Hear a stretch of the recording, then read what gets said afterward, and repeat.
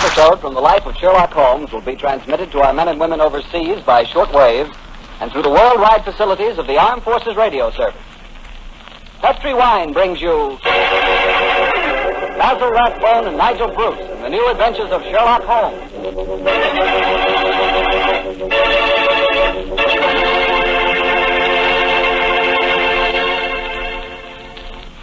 The Petri family, the family that took time to bring you good wine, invite you to listen to Dr. Watson tell us another exciting adventure he shared with his old friend, that master detective, Sherlock Holmes.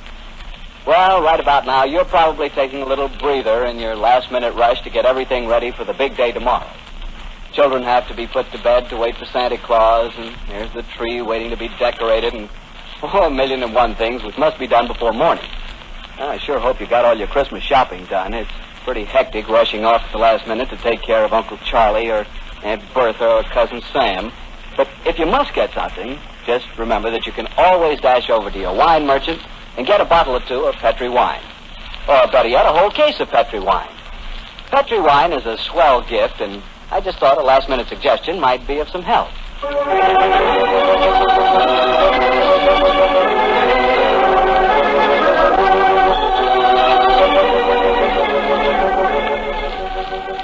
And now I'm sure our good friend Dr. Watson's waiting for us, so let's go in and join him.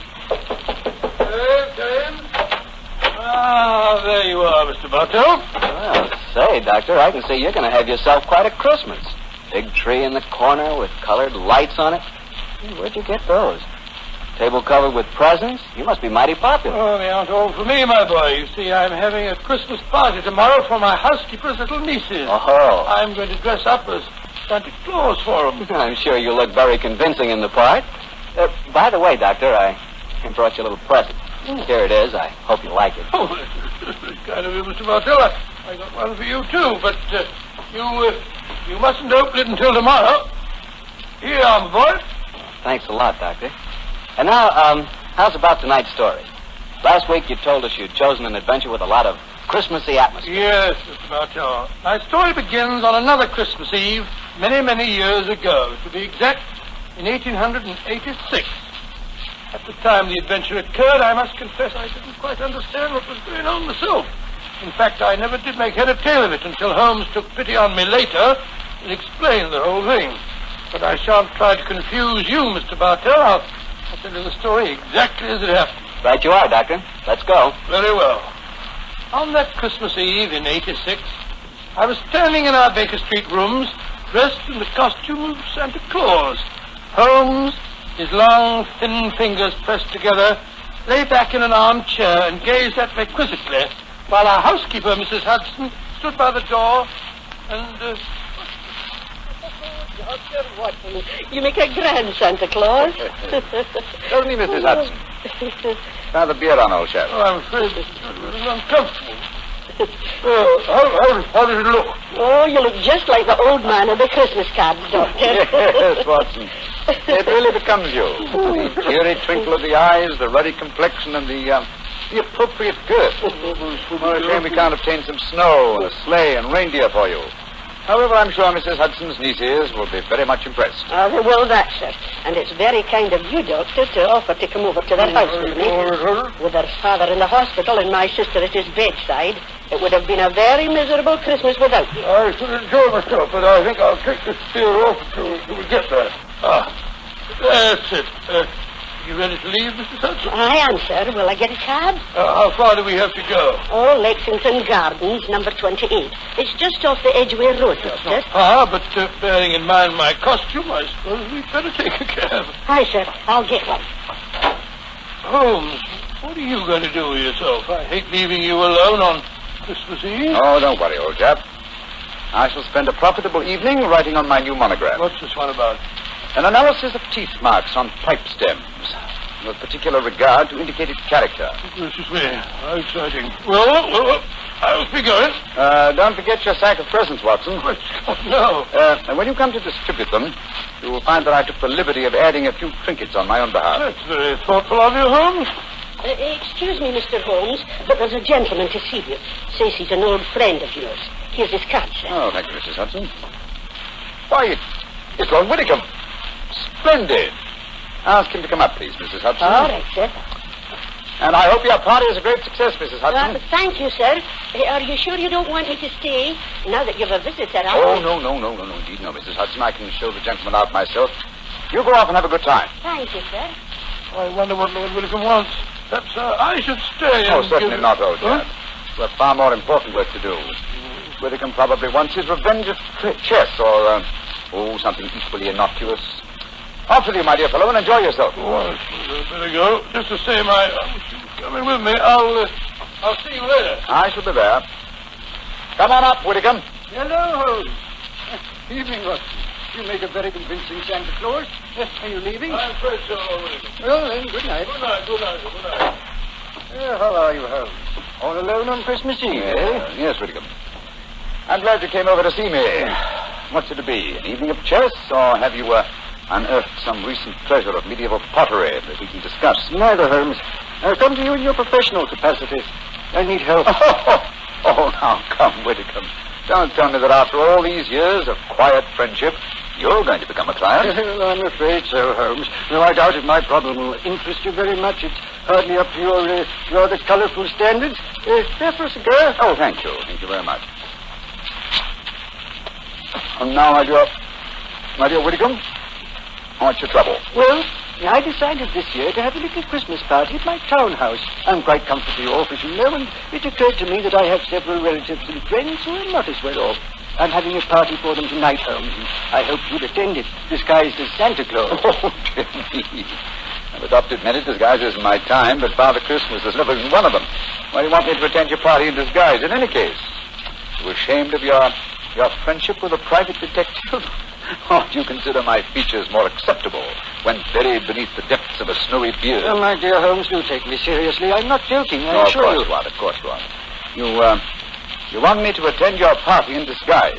Why? I'm giving some very valuable presents. Diamond and onyx cufflinks, platinum and ruby earrings and such like. And I've wrapped each of the presents in banknotes. Oh, dear me. Where are these presents now? In a sack, in the charge of my butler. I was going to dress up as Santa Claus and give them out myself, until I got the warning letter. That's why I've come to you. Warning letter, eh? Yes. I received it by this evening's post. Listen to this. My dear Lord Whitcombe, your generosity with Christmas presents borders on ostentation. We do not approve. Either we receive £5,000 in sovereigns at Post Restaurant Box 379 by 6 o'clock on Christmas Eve, or I'm afraid your Christmas party will be conspicuous by its absence of presents. Let me see that note, Whitcombe, will you? Yes, here you are. Thanks. Plain paper, drawn from a penny notebook. The writing is obviously disguised. By George, yes. Whitcombe, I accept the case. I'll come with you to your party at once. And furthermore, I shall follow your suggestion regarding a disguise. Dressed as Santa Claus, I shall be less likely to attract suspicion. I'm delighted, Holmes. But what made you decide so suddenly? This writing, my dear fellow. Though it's a false hand, I know that characteristic M in my dear Whitcombe. I've seen it too often at the beginning of a signature. It's Moriarty. Moriarty? Who's he? Oh, one of the cleverest and most unscrupulous criminals in England. Whitcombe, there's no time to be lost. It's, 6:30 now. Half an hour beyond the deadline given you in this letter. And we must go to your house at once.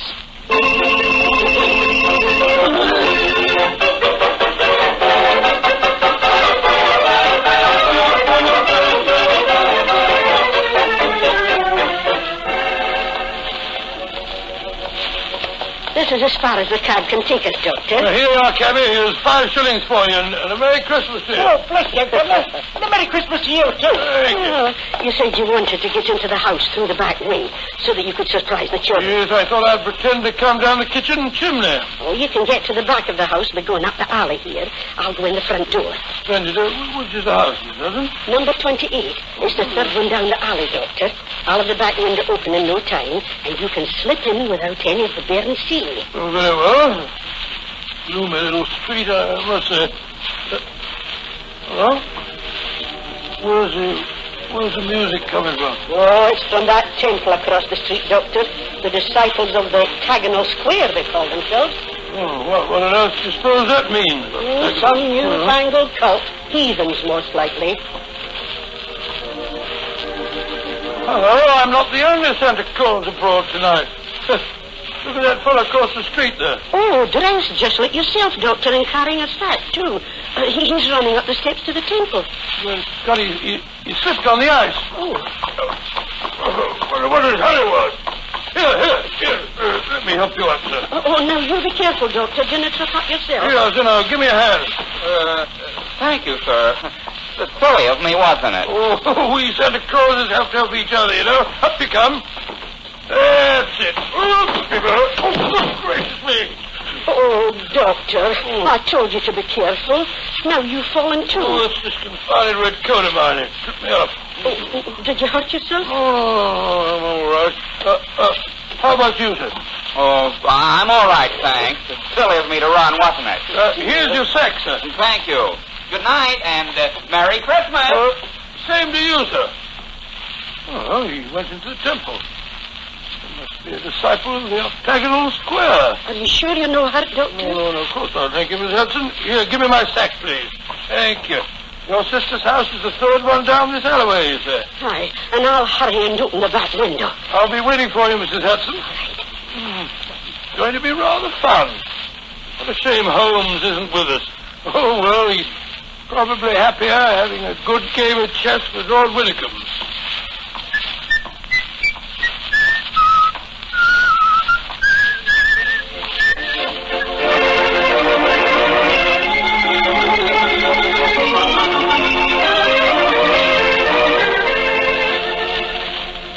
This is my house, Holmes. Number 39. 39 Branston Square, eh? And dear old Watson is just around the corner in Lexington Gardens and hasn't any idea that I've left Baker Street. Here you are, cabby. Oh, thank you, sir. Hey, Merry Christmas, sir. Listen to that. Uh-huh. Carol singers. Yes, we'll probably have our fill of them before this evening is over.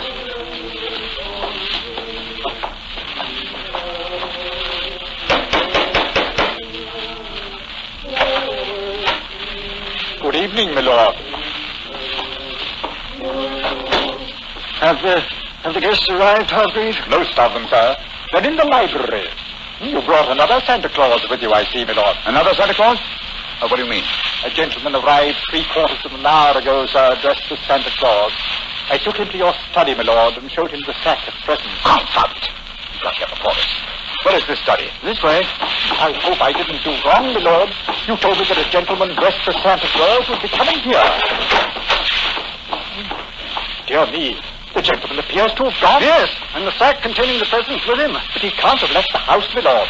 I've been watching the front door. Yes, and while you were doing that, he stepped out to the window here. The catch is undone. Hargreave, describe this man. I can't tell you much about his appearance, I'm afraid, sir. He was dressed as Santa Claus, just like yourself. But I did notice one thing about him, sir. Oh, what was that? He lisped, sir.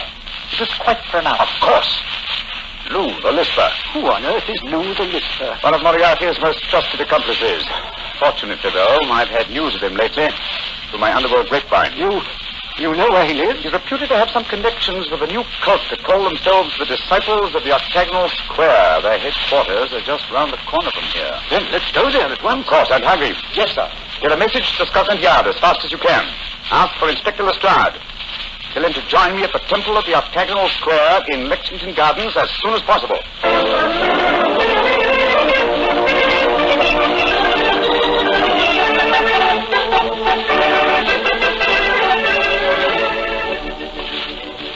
The children are awfully excited, Doctor. I told them you just came down the chimney. Oh, I'll slip the bed on and I'll go into him. Will I announce you, Doctor? Yes, please, Miss Hudson. All right, sir. Quiet now, children, quiet. Santa Claus has come to see you, and he's brought you all presents. Hello, children. Hello, Santa Claus. My name's Elsie. Did you bring me a present? Yes, I expect I did, Elsie. I'll look at my sack in a minute. And what's your name, young man? Herbert. They call me Bertie. Did you come down the chimney? Yes, Bertie. I bet you didn't laugh all the time doing it. You're so fine. Oh, don't be rude, Bertie, or Santa Claus won't give you a present. Well, children, gather round me and I'll see what presents I have for you all. Happy Bertie. The first present is for... I'll be right. It says, for her grace, the Dowager Duchess of Bewley. Do you suppose Mr. Holmes has been playing a practical joke on you, Doctor? I suppose so, though I can't see the point, but he did say that he'd added a few trinkets of his own. I want my present. Then supposing you take this one, Elsa. Ooh, thank you. And this one is marked Reverend Arthur Carter. I don't know what Holmes is up to. Here you are, Bertie. Ooh, thanks. And this is for you, Lionel, because you've been a good little boy. It isn't very big, is it? I wanted a dog. Oh, what a dog is. Well, I'll bring you a dog next year, Lionel. Dr. Watson. Yes.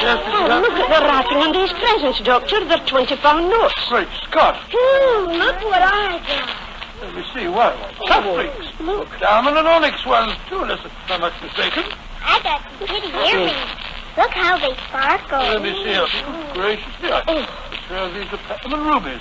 And thunder's going on. I want my earring back. Give me back mine, too. Oh, here you are. Dr. Watson, what do you suppose has happened? Don't know, Mrs. Hudson. Perhaps my toys are still at the bottom of the sack. Can't understand it. I wish Holmes were here instead of dozing in front of our fire in Baker Street.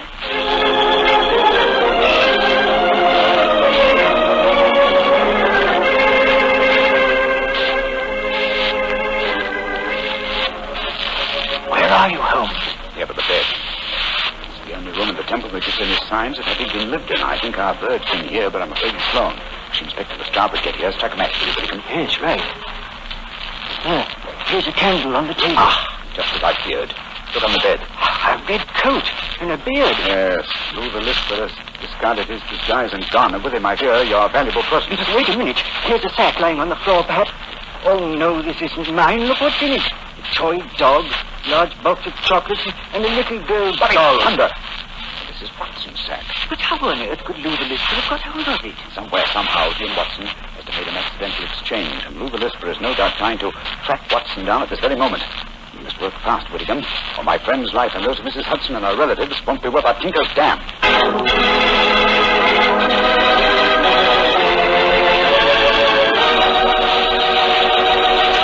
Oh, now, Doctor, you can't break off your story there. Oh, yes, I can, my boy. Before I go on, I thought we'd have a glass of port just to freshen us up.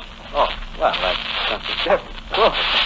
Instead of talking about port, as I sometimes do, it'll be nice to drink some for a change. There you are, my boy, and a Merry Christmas to you. The same to you. And now, what happened next, Doctor? We left you at the children's Christmas party, and Sherlock Holmes and Lord Whittingham around the corner at the Temple of the Octagonal Square. Yes, Mr. Bartell. Although at the time, of course, I had no idea what was going on.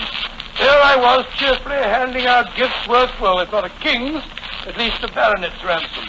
While outside the Temple of the Octagonal Square, Holmes and Lord Whittingham were talking to Inspector Lestrade of Scotland Yard. That's the case in a nutshell, Lestrade. Yeah, seems to me, Lord Whittingham, it would have been wiser to get in touch with Scotland Yard when you first got the warning note.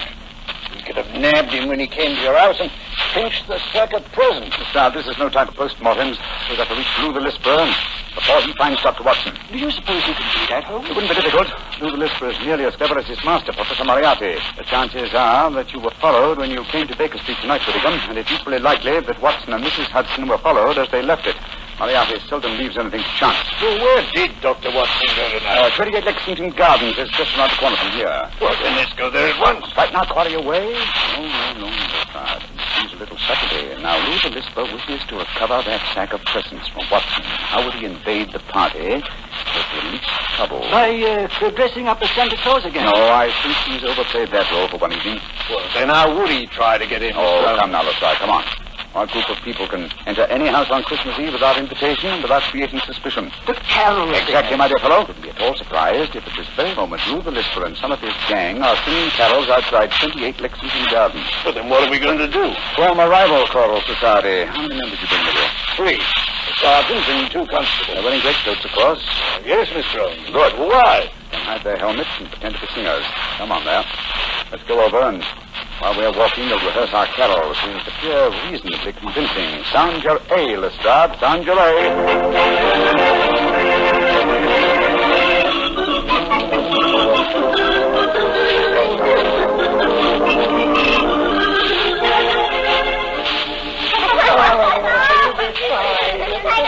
Why did your back, Santa Claus?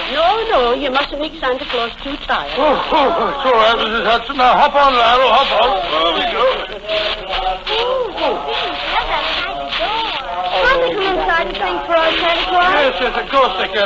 Ask them to come in, Mrs. Hudson, will you? Come on, let me get on your back. No, take it easy. I want to see your reindeer, Santa. Reindeer, they're up the roof, Bertie. I'll climb up and see it. No, you mustn't. They're asleep. Oh, here are the carol singers. Good evening, gentlemen. Good evening, and Merry Christmas. Would you like to sing some carols for the children?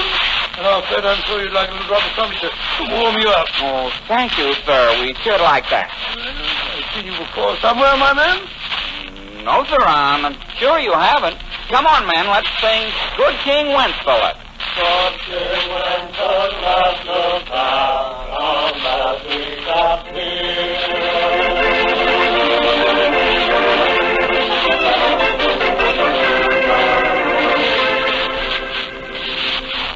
Well, here we are outside the house, Mr. Holmes. Now what? Listen. Move the lister and his men are already there. Are we going in now? In a moment. Now, men, you all have your truncheons handy? Yes, Mr. Holmes, we're ready. Splendid. Now, remember, when you're inside and I yell Merry Christmas at the top of my voice, you bring out your truncheons and get Lou the Lister and his gang out of there as quickly as possible. Don't arrest them until you get them outside again, Lestrade. I don't want to frighten the children. Right on, Mr. Holmes, we're ready. Just give us the word and we'll go in and get them.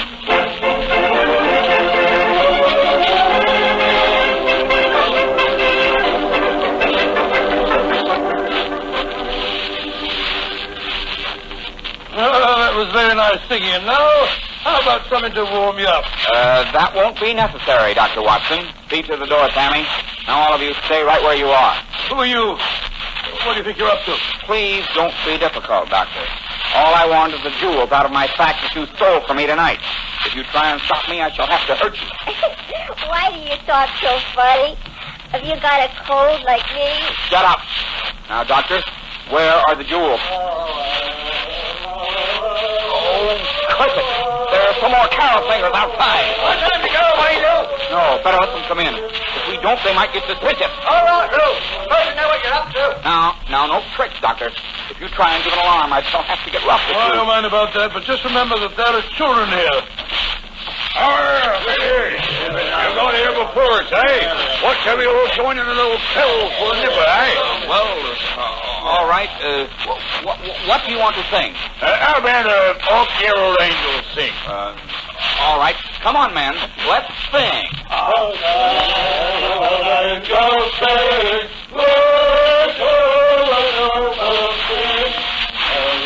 Merry Christmas!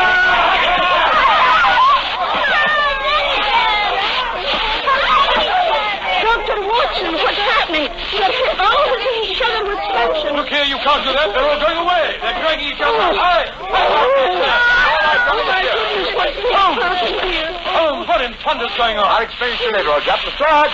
Take them to Scotland Yard and prefer charges. I'll be over in a little while and give evidence. Right, Arthur. Too bad we didn't get Professor Moriarty, too. Well, at least we have some of his cohorts. I'll see you later, Lestrade. I wish I knew what was going on here. Is Moriarty fixed up in this business? Yes, Watson. I'll tell you all about it as soon as I've straightened this thing out. Whittingham. Yes, sir. The 20-pound notes that you used as wrapping for your gifts seem to be scattered all over the house. Do you want me to recover those, too? No. From what you told me of the children, I think their parents could use the money much more profitably than my relatives. In any case, I can replace it. Ah, very generous Christmas present.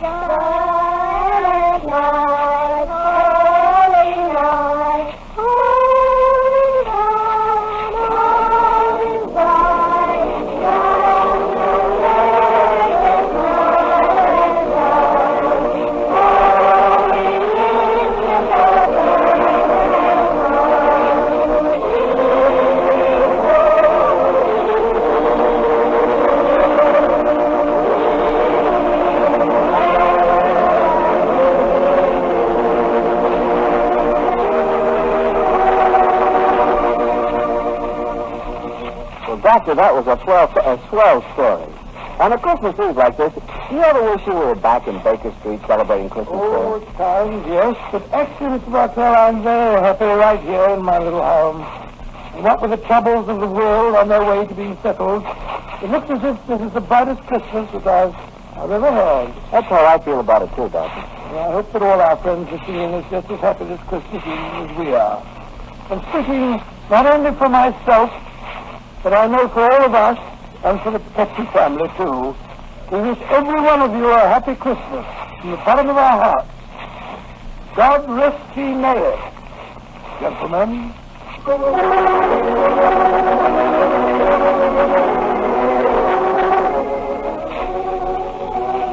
Tonight's Sherlock Holmes adventure was written by Dennis Green and Anthony Boucher and was suggested by an incident in the Arthur Conan Doyle story, The Adventure of the Blue Carbuncle.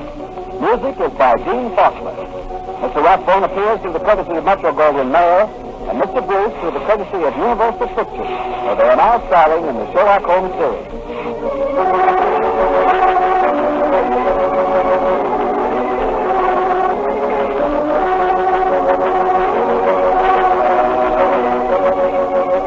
The Petrie Wine Company of San Francisco, California, invites you to tune in again next week, same time, same station. Sherlock Holmes comes to you from our Hollywood studio.